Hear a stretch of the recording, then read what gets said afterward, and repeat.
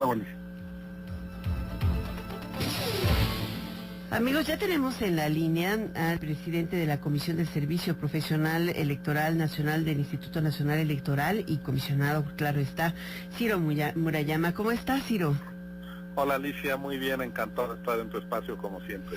Pues hoy en particular creo que hay cosas que nos preocupan, ¿no? Eh, eh, digo, temas que están puestos sobre la mesa que tienen que ver con la reforma del Estado y la reforma electoral, pero donde las declaraciones abundan, sobre todo de algunos integrantes de Morena, diciendo que lo que hay que hacer es desaparecer prácticamente al instituto, cambiar toda la estructura del instituto y hacer algo diferente. Eh, Hemos tenido una reflexión muy profunda sobre ese tema. ¿Cuál es tu opinión? Pues mira que en este país en los últimos 30 años hay muy pocos problemas que hayamos resuelto y uno fue el de las elecciones.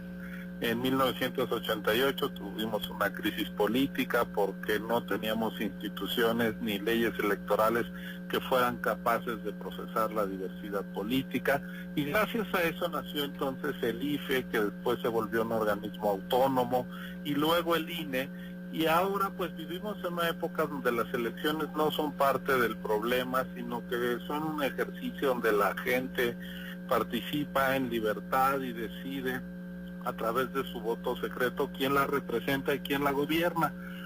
Pues lo que tenemos es la idea de desmontar lo que hemos construido sin tener en cuenta lo que se puede arriesgar, lo que se puede deconstruir.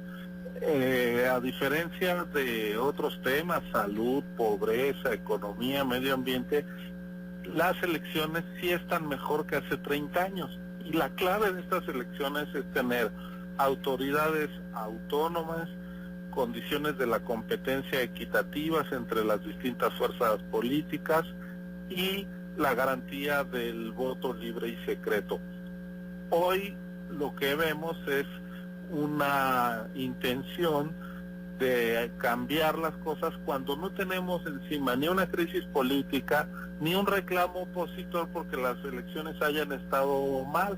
Generalmente las reformas electorales son fruto de reclamos de las minorías, de las oposiciones, para acotar al poder, al gobierno. Y ahora no tenemos esto, sino una intención desde el propio gobierno con una agenda del poder, lo cual resulta un contrasentido histórico y en buena medida implica un riesgo de contrarreforma democrática. Un riesgo de contrarreforma, un riesgo, decías tú en algún comentario que pudiera haber un retroceso de 30 años en el sistema electoral mexicano. Eso sería gravísimo, ¿no? O sea, yo no me imagino en una época como 1989, 87, podremos decir, sobre todo después del parteaguas que implicó reconstruir el sistema electoral a partir de 1995, 97, ¿no?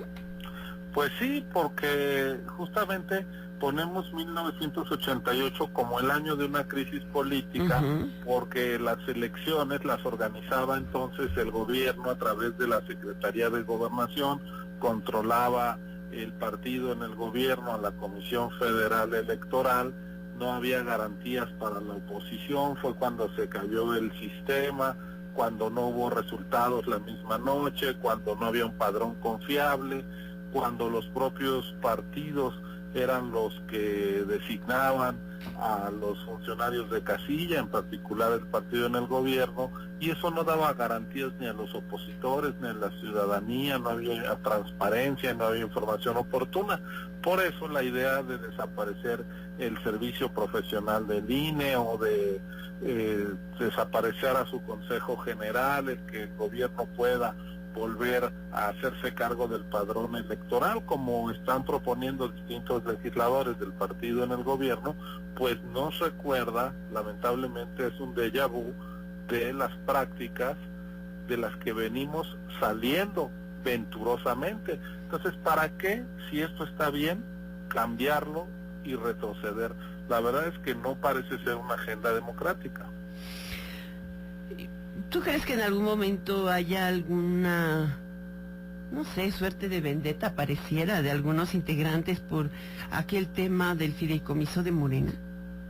Pues mira, yo creo que lo que tenemos es una incapacidad de entender cuáles son los logros, no de un año o de otro, sino de realmente generaciones de mexicanos que logramos por primera vez tener 20 años seguidos de elecciones auténticas, de relevo del poder a través de elecciones genuinas. Eso no ha ocurrido en 20 años seguidos en algún otro momento de la historia de la República. La construcción de la democracia ha sido lenta, es un sistema frágil que hay que cuidar, y a mí me parece que esa responsabilidad y el reclamo democrático recae por supuesto en la oposición, y cuando uno llega al gobierno debe ser congruente. Buena parte de los candados que hay en la actualidad para garantizar el respeto al voto, pues los vinieron reclamando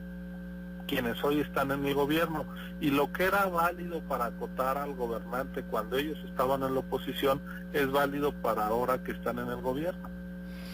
Pues esto es válido para ahora los que están aquí, pero el único tema es qué clase de democracia necesitamos si queremos fortalecer. Yo he insistido en que tal vez si lo que queremos es ahorrar es transitar hacia la democracia digital, que también es muy transparente, creíble, penetrante y además más barata, ¿no?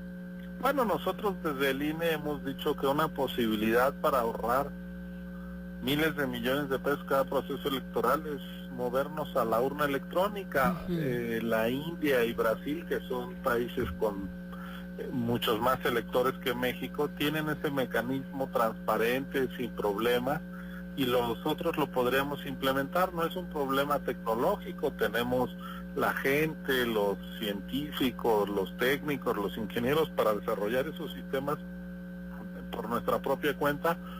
Es un asunto de voluntad política, y ese paso se podría dar sin deconstruir lo importante que tenemos, que es un árbitro autónomo, que no trabaje para el gobierno, elecciones en las cuales la ciudadanía tenga garantías de respeto al voto y las oposiciones también tengan la garantía de elecciones en las que no haya dados cargados en su contra. Yo creo que podemos avanzar hacia un mejor uso de los recursos económicos sin comprometer lo importante que es tener elecciones creíbles. Y ahí lo tiene usted, Elécido Murayama, comisionado del INE. Muchísimas gracias por estar con nosotros, al presidente de la Comisión del Servicio Profesional Electoral Nacional del INE. Gracias, Ciro. Gracias a ti, Alicia, muy buenas tardes. Buenas tardes.